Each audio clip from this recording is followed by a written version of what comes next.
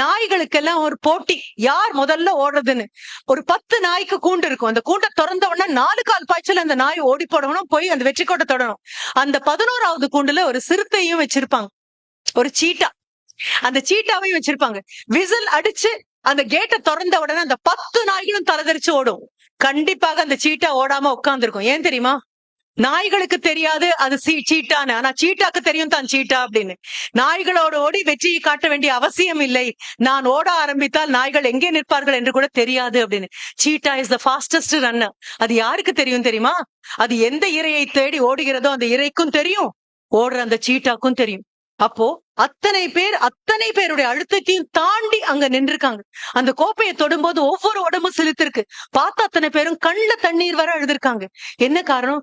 இத்தனை 1000 கோடி மக்கள் நிக்க அத்தனை பேருடைய ஆசையும் கனவையும் பிரஷர் அழுத்தத்தையும்